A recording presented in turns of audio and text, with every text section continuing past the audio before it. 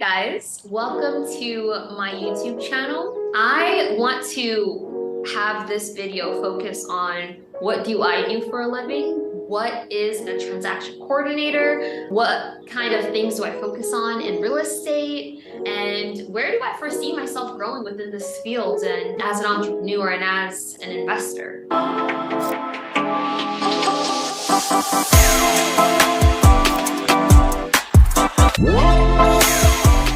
So for those of you who don't know, I own a transaction coordination company. It is a real estate service-based company. It serves real estate professionals. What is a transaction coordination? Transaction coordination is essentially document management. It's a coordinator who oversees transactions from beginning to end in relation to a real estate deal. We serve a handful of clients. We serve agents, we serve investors, we serve homestead buyers, and those are people who don't fall under the category of investors or agents. Those are people who are purchasing these properties to then reside in. With this transaction coordination business that I own, it's called Intentional TC, and we focus in a very specific niche. It's creative finance, and 90% of the deals that we coordinate for are creative deals. It's really exciting to see that grow, and now I'm at a point where I'm working on the business and not in it, and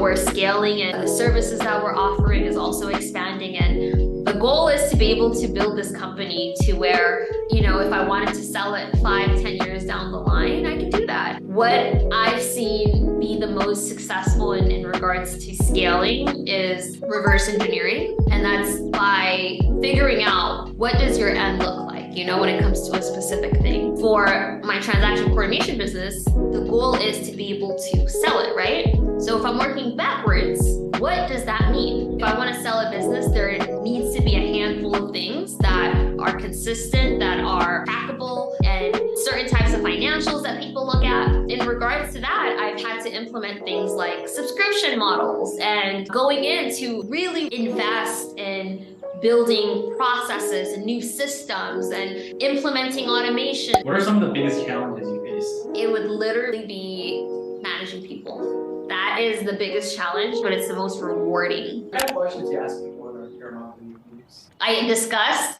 the things that we discussed in our last one-on-one. So I always make that a point of contact of like, hey, these are the things we discussed last time and things that we needed to improve. And these are where I've seen improvements. And I always want to put the ball in their court of, hey, this is a framework of this Zoom. And I would also like to hear about new challenges you're facing and new feedback you want to give and how I can improve as a leader and as a boss. And what do you think of the new team members? So I'm always just asking a bunch of questions. I want to make sure that they're talking 90% of the time. And what happens most of the time is when someone just, naturally starts to talk about something and they just continue.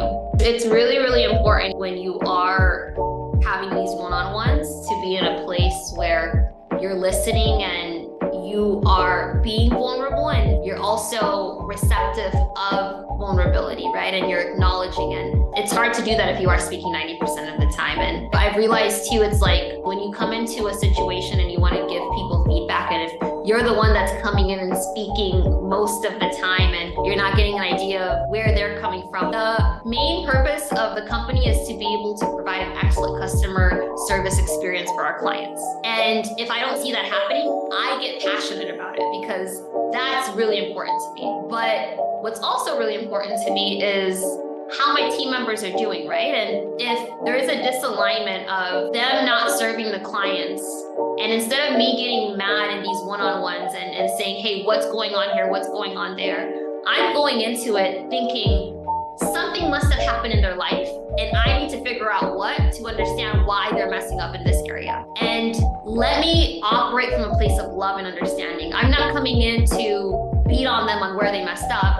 I'm coming in to hear them. And then once I come to that realization, I've acknowledged them and established that sense of trust there, right? Where I'm interested and I'm engaged in who they are, what's going on in their life. So when I'm giving feedback about the job, it's always taken in a receptive way, and I always see improvement because I'm coming from a place of love. And I think that's really important.